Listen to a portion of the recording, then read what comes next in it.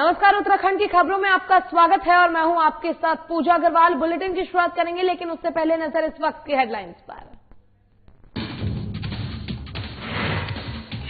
जोशीमठ में जल प्रलय के दूसरे दिन भी राहत बचाव काम जारी। आपदा में लापता हुए 203 लोग, 18 शव बरामद। राज्य और केंद्र सरकार ने की मुआवजे की घोषणा।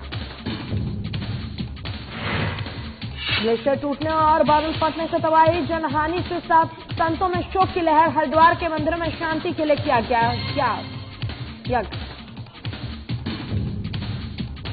ऋषिकेश में नगर निगम और विधायक के खिलाफ धरना। सड़क निर्माण का काम पिछले 1 साल के बंद, लोगों ने जताई नाराजगी।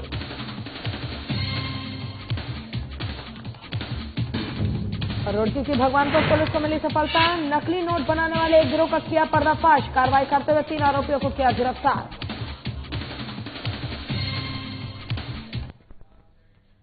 चलिए शुरुआत करेंगे खबरों से। उत्तराखंड में जोशीमठ में जल प्रलय के दूसरा दिन भी राहत बचाव काम जारी है। जानकारी के मुताबिक लापता 203 लोगों में से 18 के शव बरामद कर लिए गए हैं। करीब इन्हीं में से 25 और 35 लोगों को रेस्क्यू किया गया है, जो पूरी तरह से सुरक्षित हैं। वहीं तपोवन के एनटीपीसी पावर प्रोजेक्ट में एक सुरंग के अंदर काम कर रहे लोगों को रेस्क्यू किया जा रहा है। सुरंग में ही कई लोग फंसे हुए हैं। कई लोगों को रेस्क्यू किया जा चुका है। पुलिस, एसडीआरएफ और आईटीबीपी के जरिए से लोगों को बाहर निकाला जा रहा है। वहीं मुख्यमंत्री त्रिवेंद्र सिंह रावत लगातार नजर बनाए हुए हैं और जान गंवाने वाले लोगों के परिजनों के लिए राज्य और केंद्र सरकार ने मुआवजे की घोषणा की है। आपको बता दें कि वहीं राज्य सरकार 4 और केंद्र सरकार 2 लाख रुपए की सहयोग राशि देगी मृतकों के परिजनों को। वहीं सीएम रावत ने कहा कि डीजीपी कल से ही इस क्षेत्र में कैंप किए हुए हैं। कमिश्नर गढ़वाल और डीआईजी गढ़वाल को भी आज से क्षेत्र में कैंप लगाने के निर्देश दे दिए गए हैं। आपको बता दें कि आपदा में सड़क पुल बह जाने की वजह से नीति वैली के जिन 13 गांव से संपर्क टूट गया है, गांव को जिला प्रशासन हेलीकॉप्टर के जरिए से राशन, मेडिकल और रोजमर्रा की चीजें पहुंचा रही है। और जोशीमठ में जल प्रलय के आज दूसरा दिन है और ऐसे में भी राहत बचाव कार्य जो है वो अभी भी जारी है। जानकारी के मुताबिक 203 लोग लापता हैं, जिसमें से कि 18 के शव बरामद कर लिए गए हैं और 25 से 35 लोगों को रेस्क्यू भी कर लिया गया है। पूरी तरह शुरुआत हो गया, कुछ भी देखने को नहीं बचा है। और वहां से 5 किलोमीटर दूर तपोवन गांव के पास ये तपोवन विष्णु घाट जो परियोजना है उसका काम चल रहा है। इसमें बड़ी संख्या में श्रमिक काम कर रहे थे, क्योंकि निर्माणाधीन था। अभी तक जो पूरा आंकड़ा आया है 203 के आसपास मिसिंग की खबर आई है। कल तक जो लोकल ग्रामीण की जो खबर थी वो 7 लोगों की थी। आज उसमें 4 लोगों का और खबर आई है और एक जो आंकड़ा है वो 203 क्रॉस किया है, जो आ रहा है आंकड़ा 203 के आसपास आ रहा है और 4 बॉडी और रिकवर हुई है। तो कुल मिलाकर अभी तक 11 बॉडी रिकवर हुई है, जो रिकवर हुई है और जो मिसिंग है कुल 203 की अभी तक। हमारा जो आर्मी आईटीबीपी का फोर्स जोशीमठ में था वो इमीडिएटली उनकी तरफ से मोबिलाइज हुआ है। मोर देन 300 पर्सनल उनका बुलाते हुए, और उसके अलावा उनका medical team as well as engineering team है वो भी डिप्लॉयड है। हमारा एसडीआरएफ का मोर देन 50-60 जवान है वो ऑलरेडी पहुंच गए हैं, दे आर ऑन एक्शन। और हमारा जो एनडीआरएफ है वो भी कल शाम को स्टेट में पहुंच गए थे और by road as well as by chopper उनको भी हमने साइट पे पहुंचा दिया है। वो भी 120 प्लस मैन टीम है और वो भी they will be starting their action immediately. और इसी पर अधिक जानकारी के लिए हमारे उत्तराखंड के ब्यूरो चीफ कमल जी हमारे साथ फोन लाइन पर जुड़ गए हैं। कमल जी, जिस प्रकार से जोशीमठ से जल प्रलय की ये भयानक तस्वीरें हमारे सामने आ रही है, ऐसे में 203 लोगों के लापता होने की खबर भी है। इसको लेकर ताजा अपडेट क्या है, क्या कुछ पूरी जानकारी है, फिलहाल वहां पर क्या कुछ स्थिति है, एक बार आपसे जानना चाहेंगे। जी पूजा, सबसे बड़ी बात कहें तो कल जो ये लगभग सुबह की घटना है, लगभग 9:30 बजे की जो घटना हुई है, उसके बाद यहाँ पर कहें तो जब पूरी तरह से अलर्ट हो गया था, यहाँ पर जोशीमठ से लेकर और हरिद्वार तक पूरा अलर्ट हो गया था। लेकिन सबसे बड़ी बात यह है कि घटना सुबह की थी, रविवार का दिन था और सारा मौसम खुला हुआ, यात्रा चल नहीं रही है। तो ये घटना को सरकार ने, केंद्र सरकार, राज्य सरकार की दोनों ने मदद से इसका नुकसान कम से कम किया जाए, इसके लिए लगातार प्रयासरत है। वही रहा कि अब अगर हम बात करें तो जो वहां पर जो टनल में जो पावर हाउस जो डैमेज हो गए हैं, खत्म हो गए, जो वहां लोग काम कर रहे थे और जो सुरंगों में फंसे गए थे और कुछ ग्रामीणों की मरने की, लापता होने की खबरें हैं। और अभी मैं आपको बताऊं, जो भी मैं खुद यहाँ पर चमोली में हूँ, यहाँ से लगभग अगर हम बात करें तो लगभग 100 किलोमीटर आगे ये जगह है जहां पर ये घटना हुई है, 100 किलोमीटर। तो रात की सारी एनडीआरएफ, एसडीआरएफ और देर रात तक ये बचाव कार्य चलता रहा। और सबसे बड़ी बात जो है, 2.5 किलोमीटर की एक सुरंग है वहां पर, जिसमें काफी लोगों होने का अंदेशा बताया जा रहा है। और जितनी भी आईटीबीपी है, सेना के जवान, एनडीआरएफ है, एसडीआरएफ है, ये प्रयास कर रहे हैं कि अंदर जाके जो लोग, क्या स्थिति है वहाँ, कौन लोग हैं, कितने लोग हैं, उनको कैसे निकाला जाए। तो काफी हद तक ये उम्मीद है कि आज सफलता मिल सकती है। लगातार कल से प्रयास किया जा रहा है और जो छोटी सुरंगें थी जो थी वहां तो पहुंच गए। और अभी तक बताया जा रहा है, जो सरकारी आंकड़े हैं, क्योंकि इससे मुख्यमंत्री ने भी अभी कहा है कि 203 लोगों की जो है अभी लापता होने की सूचना मिली। और मैं बताऊंगा, अभी तक अगर हम बात करें अभी लगभग 1 घंटे पहले की, तो 18 शव जो गंगा में बह के आए हैं वो जगह जगह पुलिस ने या एनडीआरएफ की टीम ने निकाले हैं। और लगातार अगर कहें तो ये राहत कार्य जारी है। और लगातार वहां पर हम कहेंगे डीजीपी जो है यहाँ पर, वो वहां पर उपस्थित हैं, कमिश्नर उपस्थित हैं, जिला अधिकारी उपस्थित हैं, सेना के जवान हैं, आईटीबीपी के जवान, एनडीआरएफ है, एसडीआरएफ है, जो दिल्ली से भी यहाँ पर आई हैं टीमें, वो लगातार जुटी हुई हैं। और कुछ ऐसे जो पुल टूट गए थे, जिससे 13 जो गांव हैं वो इस संपर्क से कट गए हैं। तो वहां पर हेलीकॉप्टरों के माध्यम से वहां के लोगों के लिए राहत सामग्री भेजी जा रही है। कुछ बता रहा है, कुछ लोग भी वहां के लापता हैं, अभी कंफर्म नहीं हो पा रहा है, आंकड़े भी पूरे नहीं आए हैं। तो यही लगातार यही प्रयास किए जा रहे हैं, जो लोग फंसे हुए हैं उनको राहत पहुंचाई जाए और जो लोग लापता है उनका ढूंढने का प्रयास किया जाए। और राहत कार्य लगातार जारी है। सारी टीमें बताया कि जो 13 गांव है उनसे संपर्क टूट चुका है, क्योंकि सड़क और पुलिया जो है वो पूरी तरह से क्षतिग्रस्त हो गए हैं। तो ऐसे में क्या प्रशासन की तरफ से, सरकार की तरफ से ऐसी कोई चीजें की जा रही हैं जिससे कि वो जो संपर्क टूटा है उसे बहाल किया जाए? हालांकि जरूरत की चीजें जरूर लोगों को उपलब्ध कराई जा रही हैं, लेकिन क्या इसके बावजूद और भी कई तमाम चीजें होती हैं जिससे कि लोगों को जरूरत होती है? तो ऐसे में क्या उन चीजों को ध्यान में रखते हुए प्रशासन की तरफ से कोई तैयारी की गई है, कुछ खास कदम उठाए जा रहे हैं?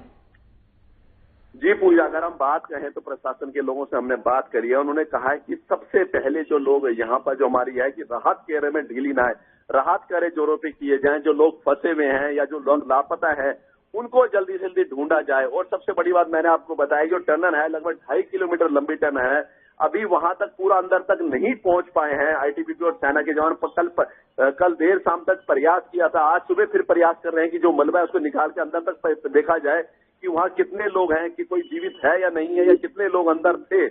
वो सारी जानकारियां प्रयास किया जा रहा है। और मैंने बताया जो वहां जो पुल टूट गया था उसको भी कैसे बाद में देखा जाएगा कि उसको कैसे ठीक किया गया। फिलहाल जो संपर्क में टूट गए, जो 13-14 लोग गांव के लोग हैं, उनको एक पैकेट, खाने के पैकेट, मतलब जिसमें आटा, चावल, दाल और कई चीजें जो आवश्यक सामग्री होती है वो बनाए जा रहे हैं, बना के वहां पर दिए जा रहे हैं, जिससे लोगों को खाने पीने की दिक्कत ना हो, ये प्रयास किए जा रहे हैं। और साथ ही सबसे बड़ी बात मैं आपको बताऊं, ये बहुत बड़ी बात है कि यहाँ का मौसम लगातार पूरी तरह खुला हुआ, धूप पूरी तरह खुली हुई है।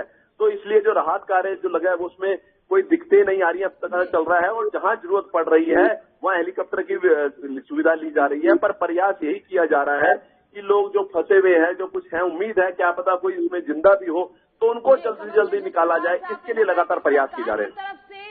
हर प्रकार की सुविधा जो है जनता को उपलब्ध कराई जा रही है, ताकि किसी प्रकार की जो परेशानी है वो जनता को और ज्यादा झेलना न पड़े। मुआवजे की घोषणा भी सरकार की तरफ से कर दी गई है। और आपका बहुत बहुत शुक्रिया तमाम जानकारी के लिए।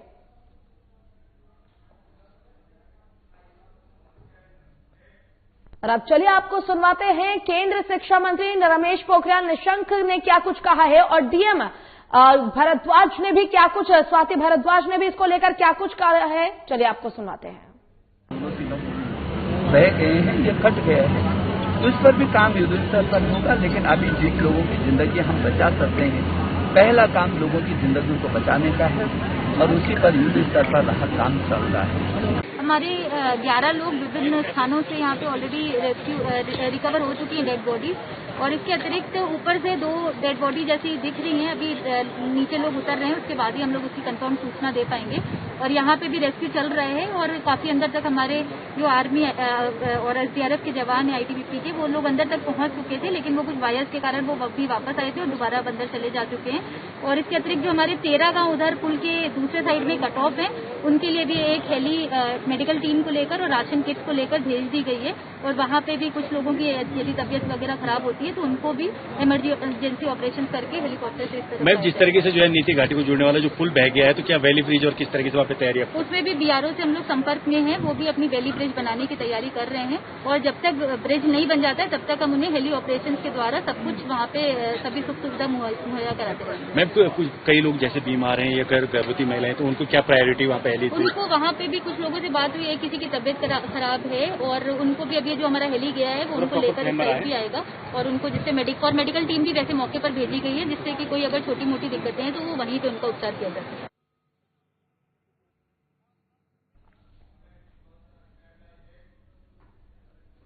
और एक बार फिर इस पर जानकारी के लिए हमारे साथ उत्तराखंड के ब्यूरो चीफ कमल शर्मा जी हमारे साथ फोन लाइन पर जुड़ गए हैं। कमल जी, एक बार फिर से आपसे जानना चाहेंगे कि जिस प्रकार से 18 लोगों का शव बरामद कर लिया गया है और राज्य सरकार और केंद्र सरकार की तरफ से मुआवजे की घोषणा भी की गई है परिजनों के लिए, कितना मुआवजा परिजनों को उपलब्ध कराया जाएगा केंद्र सरकार की तरफ से और राज्य सरकार की तरफ से?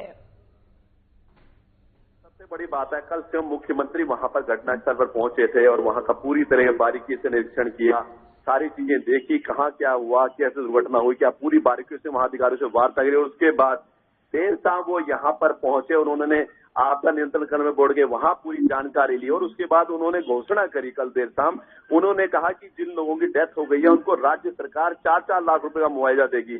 वहीं अगर केंद्र सरकार की बात करें तो वहां से 2 लाख रुपए का मुआवजा और 50,000 रुपए जो घायल लोग हैं उनको दिए जाने की घोषणा की है। और सबसे बड़ी बात यह मैं कहूं कि अगर कहा जिस हिसाब से कल जो पोजीशन थी हरिद्वार तक अलर्ट कर दिया गया था कि जल बढ़ेगा, आसपास के लोगों को वहां से हटा दिया गया था, खाली करवा दिए गए थे, पर सबसे बड़ी राहत की बात है कि ये नीचे हरिद्वार ऋषिकेश यहाँ पर पानी नहीं बढ़ा, वो नहीं हुआ जो, क्योंकि जब यहाँ नीचे जल आता तो और लोगों को पड़ी दिक्कत, पर वो चीज नहीं हुई तो जल ये वहीं तक रुक गया, यहाँ नीचे नहीं आए, ये भी बहुत बड़ी राहत की खबर है। वहीं अगर देखा जाए तो सरकार का यही लगातार प्रयास रहा, राज्य सरकार केंद्र सरकार का लगातार, क्योंकि लगातार जो प्रधानमंत्री नरेंद्र मोदी थे, वो अमित शाह जो गृह मंत्री है, वो लगातार मुख्यमंत्री से वार्ता कर रहे थे, उत्तर प्रदेश के मुख्यमंत्री योगी लगातार वार्ता कर रहे थे। उन्होंने कहा था कि क्या हर संभव मदद की जाएगी उत्तराखंड को, चाहे किसी भी प्रकार की चाहिए हो, तो हर केंद्र बिल्कुल खड़ा है उत्तराखंड के साथ। तो वही यहाँ पर किया गया जो मुख्यमंत्री ने बताया। उन्होंने कहा कि सबका मुझे सहयोग मिल रहा है, पर सबसे बड़ी हमारी प्राथमिकता यही है कि जो लोग लापता हो रखे हैं, जो लोग टनलों में फंसे हुए हैं, उनको जल्दी से जल्दी निकाला जाए। इस चीज पे तेजी से काम चल रहा है। जी, जिस प्रकार से जो आपदा हुई है, इसके बाद सबसे अहम जो कड़ी है जिस पर ध्यान देने की जरूरत है वो है जिस प्रकार से सुरंग में लोग फंसे हुए हैं, उनको निकालने के लिए प्रशासन अपनी तरफ से तमाम कोशिशें कर रहा है। तो अभी तक कितने लोगों को उस सुरंग से निकाल लिया गया है कमल जी, और किस प्रकार तमाम कोशिशें की जा रही हैं, जो लोग अभी भी वहां पर फंसे हुए हैं उनको सुरक्षित बाहर निकालने के लिए एक बार जानना चाहेंगे। जी पूजा, अगर कहें तो लगातार मैं कह रहा हूँ एसडीआरएफ की टीम, एनडीआरएफ की टीम, पुलिस की टीम, आईटीबीपी और उसके बाद सेना के जवान काफी युद्ध स्तर पर लगे हुए हैं। और मैं आपको बताऊं, लगभग बताया जो जा रहा है जो अभी तक 30 से 35 लोगों को निकाला गया, जिसमें से 6 से 7, 8 कुछ लोग ठीक भी हैं, बाकी जो थोड़े घायल हो रखे हैं, बाकी काफी कुछ ठीक भी निकाले गए हैं जो शुरुआत में निकाले गए। पर मैं सबसे बड़ी बात बता रहा हूं, जो ये डीजीपी अशोक कुमार है, उन्होंने सुबह बताया था कि 2.5 किलोमीटर की एक लंबी सुरंग है, जिसमें हमने काफी 400-500-600 मीटर हमने जाने का प्रयास भी किया अंदर, लेकिन मलबा इतना था हम आगे जाने में कामयाब नहीं हुए। अब हमारी सबसे बड़ी प्राथमिकता है कि उसको मलबा हटा के वहां से निकला जाए और अंदर सुरंग में जाके देखा जाए कि वहां कितने लोग हैं और क्या पोजीशन है, वहां जाके कितने लोग दब गए या कोई एक आधा कुछ लोग बचे भी हैं, वो सारी सबसे बड़ी प्राथमिकता है कि जो 2.5 किलोमीटर की जो वो सुरंग है उसमें अंदर पहुंचाया जा सके और वहां जाके सारा देखा जाए क्या स्थिति। सबसे बड़ा यही देखा जा रहा है कि जल्दी से लोगों को राहत दी जाए और जो लोगों गांव में जो लोग हैं जो संपर्क कट गया है, जो भी लोग हैं उनको राहत समय से पहुंचाई जाए। इस चीज के लिए प्रयास लगातार यहाँ पर जारी है। जी बिल्कुल कमल जी, और जिस प्रकार से वहां पर जो लोग बुरी तरह से घायल हो गए हैं और इस आपदा में शिकार हो गए हैं, तो ऐसे में क्या उनको किसी प्रकार की कोई विशेष सुविधाएं उपलब्ध कराई जा रही हैं ताकि उनकी परेशानी को और कम किया जा सके, क्योंकि वहां पर कैंप भी लगाया गया है, तो क्या कुछ व्यवस्थाएं उन लोगों को दी जा रही है, प्रोवाइड की जा रही है, जिससे कि जो उनकी परेशानी है उसे थोड़ा कम किया जा सके, तकलीफ को थोड़ा कम किया जा सके? जी पूजा, अगर हम कहें तो सबसे बड़ी बात है कि वहां पर सबसे बड़ी बात है मेडिकल सुविधा अवेलेबल कराई गई है, जहां भी है वहां दी जा रही है। और उसके बाद जो भी अगर हम कहें तो परिवार वालों को किसी प्रकार की सहायता है वो उपलब्ध कराई जा रही है, क्योंकि वहां पर कमिश्नर गढ़वाल सभी लोग वहां पर कैंप लगाए हुए हैं सारी। और सबसे बड़ी बात है, मैंने कहा जो सबसे बड़ा चैलेंज है, जो लापता लोग हो गए हैं उनको ढूंढना, ये सबसे बड़ी प्राथमिकता है। और उसके बाद ये भी देखा जा रहा है कि कहीं और तो कोई ऐसा नहीं है कि जो हमें, सबसे बड़ी बात है मैंने आपको बताई, रविवार का दिन था, मौसम लगातार खुला हुआ है, यात्रा नहीं चल रही थी, तो इस चीज से काफी हमें काम में तेजी आई। कहीं दिखते नहीं है, हेलीकॉप्टर की जहाँ सुविधा व्यवस्था पड़े वहां हेलीकॉप्टर की व्यवस्था ली गई, जहां जवानों को इमीडिएटली जाना था। अगर मौसम खराब होता राहत कार्य में बड़ी बाधा आती, पर ये चीज वो नहीं हुई। लगातार राहत कार्य जैसे ही घटना हुई उसी टाइम शुरू कर दिया, तत्काल लोगों को राहत देने का कार्यक्रम चालू रखा और अभी तक राहत का देर रात तक लगा रहे। अभी भी स्थिति यही है, सारी टीमें वहां पर आर्मी से लेकर आईटीबीपी एनडीआरएफ सब लगी हुई है।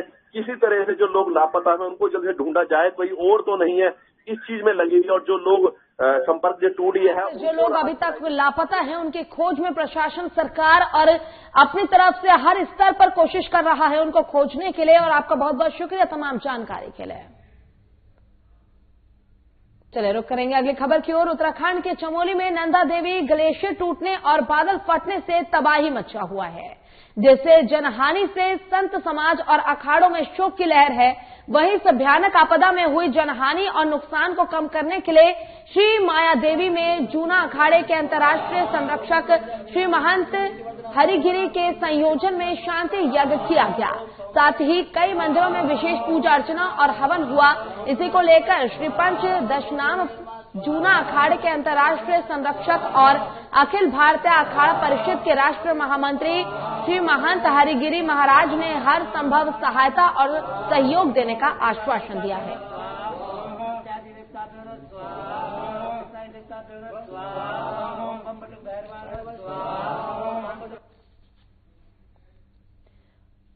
अगली खबर ऋषिकेश से है, जहां वीरभद्र रोड से शिवाजी नगर जाने वाली सड़क नगर निगम की लापरवाही से हादसों का सबब बनती जा रही है। और डामरीकरण के लिए भरान करने के बाद सड़क निर्माण का काम पिछले 1 साल से बंद है। इस दौरान दर्जनों दोपहिया वाहन चालक सड़क पर गिरकर चोटिल हो चुके हैं। कई बार नगर निगम के साथ विधायक से सड़क निर्माण की गुहार स्थानीय लोग लगा चुके हैं, बावजूद इसके अभी तक निर्माण काम शुरू नहीं हुआ।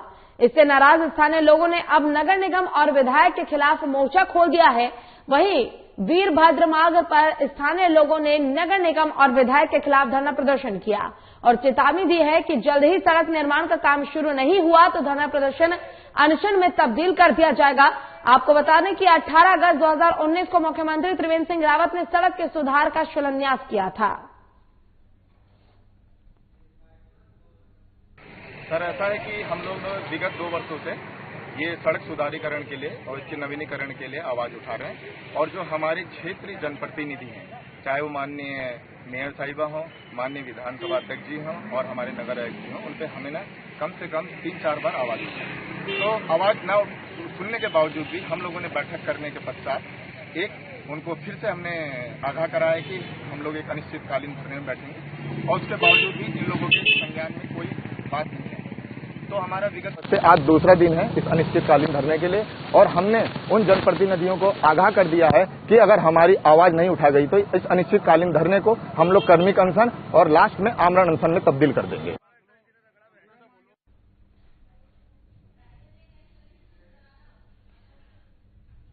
रुड़की के भगवानपुर थाना पुलिस ने नकली नोट बनाने वाले गिरोह का पर्दाफाश किया है। पुलिस ने 3 आरोपियों को गिरफ्तार किया है, जिनके पास से 27,900 रुपए के नकली नोट बरामद हुए हैं। आपको बता दें कि भगवानपुर थाना पुलिस को क्षेत्र में नकली नोट छापने की सूचना मिली थी, जिस पर पुलिस अधीक्षक एसपी देहात और सीओ मंगलौर समेत थाना अध्यक्ष को कार्रवाई करने के आदेश दिए गए, जिसके बाद पुलिस की कई टीमों का गठन किया गया और तलाश शुरू कर दी गई और घेराबंदी करते हुए 3 आरोपियों को धर दबोचा गया, जिनके पास से 27,900 रुपए के नकली नोट बरामद कर लिए गए हैं। रुड़की के भगवानपुर थाना पुलिस ने नकली नोट बनाने वाले एक गिरोह का पर्दाफाश किया है। पुलिस ने 3 आरोपियों को गिरफ्तार कर लिया है, जिनके पास से 27,900 रुपए के नकली नोट बरामद कर लिए गए हैं। आपको बता दें कि भगवानपुर थाना पुलिस को क्षेत्र में नकली नोट छापने की सूचना मिल रही थी, जिस पर पुलिस अधीक्षक एसपी देहात और सीओ मंगलौर समेत थाना अध्यक्ष को कार्रवाई करने के आदेश दिए गए, जिसके बाद पुलिस की कई टीमों का गठन किया गया और तलाश शुरू कर दी गई और घेराबंदी करते हुए 3 आरोपियों को धर दबोचा गया, जिसके पास से करीब 27,900 रुपए नकली नोट बरामद कर लिए गए हैं। 3 आरोपियों को भी गिरफ्तार कर लिया गया है। रुड़की के भगवानपुर थाना क्षेत्र की ये पूरी घटना, जहां पर पुलिस ने गुप्त सूचना के आधार पर छापेमारी की और नकली नोट बनाने वाले गिरोह का पर्दाफाश किया है और 3 आरोपियों को गिरफ्तार कर उनके पास से 27,900 रुपए बरामद कर लिया है।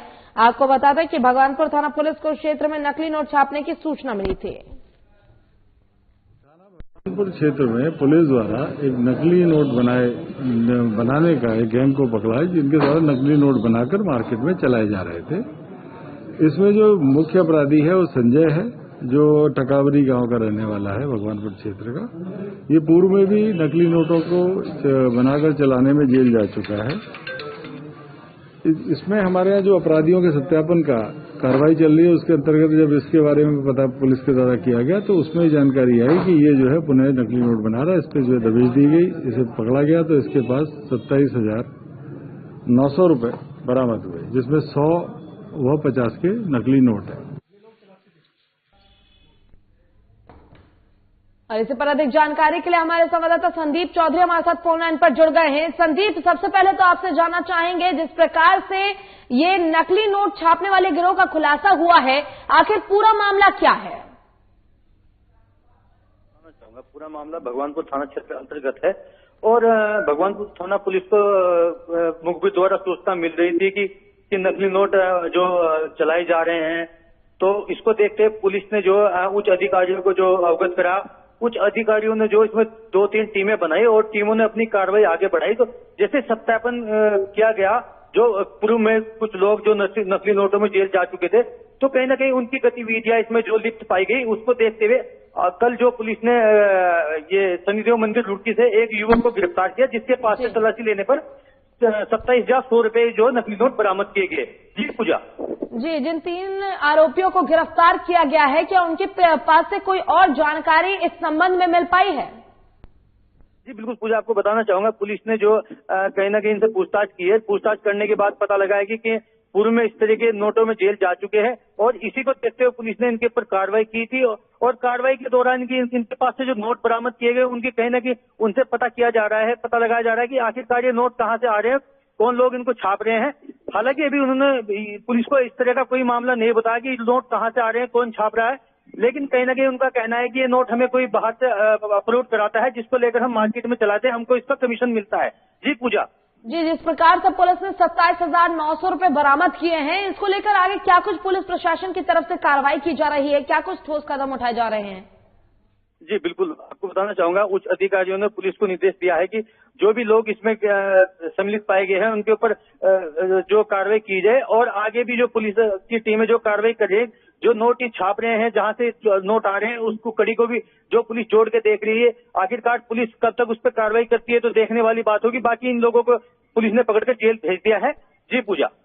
जी संदीप, जिस प्रकार से हम देख रहे हैं कि नोट छापने की नकली जो गिरोह था उसका खुलासा कर दिया गया है, तो ऐसे में सबसे बड़ा सवाल ये उठता है कि जहां एक तरफ सरकार और प्रशासन अपने तरफ से बिल्कुल सतर्क है, हर प्रकार के ठोस कदम उठाती है, ऐसे लोगों पर कार्रवाई करती है ताकि जो अपराध है और अपराधी है दोनों पर काबू पाया जा सके, इसके बावजूद इस प्रकार की घटना को अंजाम देने में सफल कैसे रहते हैं अपराधी? आखिर क्यों प्रशासन की तरफ से कोई ठोस कदम ऐसा नहीं उठाया जाता कि इस प्रकार की जो घटनाएं हैं, नकली नोट छापे जा रहे हैं, ये काफी बड़ी समस्या है, इसको लेकर प्रशासन क्यों ठोस कदम नहीं उठा रहा है? इतनी बड़ी लापरवाही कैसे प्रशासन बरत सकता है? जी बिल्कुल पूजा, ये तो बिल्कुल साफ तौर से कहना सही होगा, कहने की लापरवाही है। लेकिन इसको लापरवाही को देखते हुए पुलिस के उच्च अधिकारियों ने निर्देश दिया है कि जो पहाड़ी लोग क्षेत्र में रह रहे हैं उनका सत्यापन किया जाए। उसी को लेकर पुलिस लगातार सत्यापन कर रही है और सत्यापन के दौरान ही ये लोग पकड़ में आए हैं। हालांकि मुखबिर भी, पुलिस के मुखबिर भी लगातार लगे हुए हैं, तो इसको देखते हुए पुलिस ने एक बड़ी सफलता हाथ लगी पुलिस को, और कहीं ना कहीं जो गिरोह है, बड़ा गिरोह था, उसका भांडाफोड़ भी किया गया। हालांकि पुलिस अभी भी लगी हुई है, अगर कोई और भी कहीं से सबूत मिलता है तो पुलिस उस पर भी कार्रवाई करेगी, ये पुलिस का अपना भी कहना है। जी पूजा। जी बहुत बहुत शुक्रिया संदीप जी आपका तमाम जानकारी के लिए।